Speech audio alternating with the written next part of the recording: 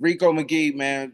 Another episode of the Rulers, man. I got my man Ken Straub. He's visiting via Zoom. Got Mickey Perdue, senior guard, and I got head coach Chris Kielsmeier to talk about their thoughts before the Horizon League tournament. How you guys feeling this morning? I mean, evening. Afternoon. Great. Great day to be We're fired up. It's great to be talking about Cleveland State basketball. Let's do it. You could ask the first question. Absolutely. Absolutely. My first question is for you, Mickey. Last year when I was able to come in and talk to you a couple times in the press conferences, I had heard you had mention about how you would kind of find a home at Cleveland State and you had really found a place. What has it been like to now go into this year and not just have found a home, but really stepped into a leadership role, really kind of have taken charge and become one of the leaders of the team? What's that process been like? Um, at first it was a little tough because there's a different standard here at Cleveland State, so you might think you're leading in a way, but it's a whole different level to it here. So at first it was tough to really try to figure out and maneuver, trying to learn the new players, how to lead them and stuff like that. But um overall it's been really good. I think my just every like my IQ and just on the court and off the court is just went to a whole different notch. And um yeah, they make it easy to lead here, though. They make it really easy, and it's fun to be a leader and somebody that they can look up to. Absolutely. Have you been able to kind of reach out to some of the ladies who have graduated and kind of lean on them too to kind of help you kind of fill into that role? Yeah, Carmen from last year, she was one of our biggest leaders, loudest leaders, and she helps a lot. She always has good things to say, and she knows how to motivate you. And I kind of just it's kind of like a role model to me for leading. Absolutely. Go ahead, Rico. Um, Pretty good season this year, fourth straight 20-win season. What's some of the biggest lessons you guys learned from these couple years that you've been here, and what lessons do you plan to apply as this tournament starts? Hmm, Good question. Got me on the spot. I would say one of the big words that I talk about a lot in the locker room is consistency. I've never really, I haven't really figured out how important that is until this year. There's been times that we're really inconsistent, like on the court, especially like our defense. Like it's one day it's firing, the next day it's not. So consistency is one of the biggest things, and I think we're starting to learn that now. Like we're really starting to grasp that, and we know that if we're not consistent, we're gonna take a loss. So. Yeah, I would say consistency. That's one of the biggest lessons I've learned from this year. I think we learned how much we got to be ready at the highest level every single night. We lost some games that we probably shouldn't have lost. However, our opponent played great, and I don't know that we were quite ready to withstand what teams were going to bring on a nightly basis to us. Certainly to win 20 some games, we did a pretty good job with it, but I felt like we left some games out there that, as Mickey just said, we just weren't consistent enough with things that we need to do to be successful at the highest level. And I think hopefully that will play well for us to learn from those lessons over the next 10 days, but it'll also kind of raise the bar for us as we move into next year to know what's needed in the summer and how important what we do in August is. And it's really, really hard to maintain success.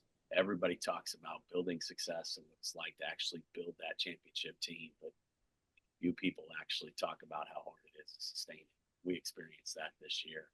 I don't think we were quite ready for it.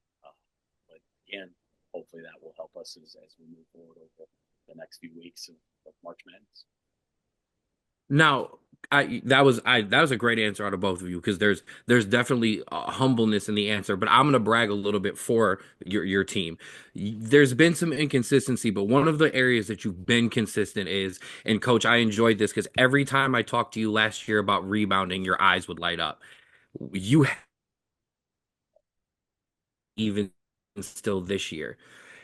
As a coach, no, you can't go into every game and say, I know what my team is going to do. But at this point, you do kind of know every game your team is going to fight and rebound. That does kind of ease a little bit, yes? Yeah, answered a lot of questions over the last couple months about a lot of different things, and that really hasn't been one of them. People have not talked about rebounding with this team a whole lot, and maybe that's something that they should have been, because this is a real strength of this basketball team. And it's funny that you bring it up, because honestly, one of our coaching staff's biggest concerns going into this season was our ability to rebound, especially on the front line, because maybe we weren't quite as long and have the height that we've had in some of the other teams in that spot. But it ultimately just comes down to heart, how much you're going to fight, how much you want to get on it. And this team has showed that. This one got 7 rebounds a couple games ago, and I didn't even know it. And I didn't say anything about it. And she had to bring it up. Like, if I would have known about it, I would have talked about it, because I'm always honored to get more rebounds. I'm on them all to get more rebounds, and some of them are getting the double doubles.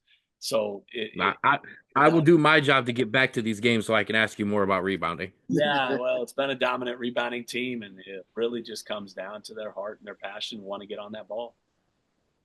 Absolutely. Go ahead, Rico. All right. So with Kobe Maples going down earlier this season, how do you guys, continue to build chemistry? And what was just the message, when that happened? Because I know that was devastating, because she's a big part of the team. I mean, the message was always the same. Like, obviously, like, her going down, that's not anything that anybody wanted, but it was to win. And at the end of the day, like, she was our point guard, so we knew that people had to step up, people had to play different roles. So I mean, that mindset changed, but the overall goal never changed. It was just to win games and give everything we got every night on the court, and do it for her. So moving from the 2 to the 1, how was that transition? At first it was a little hard. Like, I would come in his office, like, sometimes, like, coach, I don't know what I'm doing. Like, I feel like I'm not doing nothing right, So, but he definitely, like, pushed some confidence in me. Like, Mickey, you're doing this, you're doing that. Like, he even some games he's like, that's the point guard. Like, like, so a lot of confidence. And my teammates are confident in me too. Like, they were helping me a lot with plays, because learning 2 different positions is kind of hard, especially like that in the middle of the season. But overall, like, I think it definitely helped my IQ a lot as a basketball player. Like I said, it went from year to year on the court, and you see a lot of different things as a point guard. And yeah, I'm enjoying my role. Okay. Um, Mickey, you you had talked about um the rebounding from the injury. Coach has talked about the importance of the next 10 days. Do you sense a difference in the locker room where there's a little bit kind of a more serious, or are you ladies kind of trying to keep it the same as it's been all year? No, we had a meeting today, and we basically said, like, it's the same end goal. We want the same thing that we wanted the whole year, but now it's a different mindset. Like, this is really like lose or win or go home. Like, so everybody's mindset has definitely went a level up from there, but Mhm. it's still the same goal, same end goal. We still want the same things that we said we wanted from the beginning. Absolutely, Coach. And I want to kind of shift that question back towards you. Obviously 20 win seasons, those are nothing to sneeze at. They're not easy to come by, and I don't think it's also fair to judge a team's whole entire season based on whether or not you raise a trophy in your last game. But since last year didn't end exactly how you would have wanted it, when you have some of those team talks as these games come up, do you reach back for some of that and kind of bring up that, hey, we didn't get this done? Or is it kind of a new year and we don't worry about that? Yeah, it's mostly the latter. But there has been moments where we have brought up how we ended in the postseason. It's not something that you want to hit on a whole lot, because it's a completely Yeah. basketball team, what that team was. But yet, multiple of those players were on that floor when we had everything that we wanted right there, and we just couldn't get it done. And so I hope that gives them a little bit more motivation. But I don't know that it does. You just want to be in the moment, and you want to get it done for yourself and for each other, for your school right now. Like that's really what's at stake. And we know we have a chance. We just got to go play really good, consistent basketball. We feel like we can beat anybody. Absolutely. Go ahead, Rico. We pressed for time, man. We got just over 7 minutes, so we gonna ask a couple of more questions. Which you like running better, the two or the one? Oh my gosh, I get this question so much. If I'm being honest, I do like the two better, only Okay. because I'm more comfortable there. Like I've played it a lot more in my years, but the one's starting to grow on me a little bit. Like I feel like I'm dishing more. Yeah. I'm diving more. So Okay. yeah. I think it's important for people to know her growth with the one because I don't know that she could have really done the one last year with a lot of success as quickly as what she had it this year. Like she didn't prepare for this. Like we weren't working on this in the summer and fall and stuff. This turned into an overnight situation. Like, sorry, Mickey, this is what we need from you. And this is what we got to do. I'm signing up for it. Let's go. And boy, she's had so much success with it.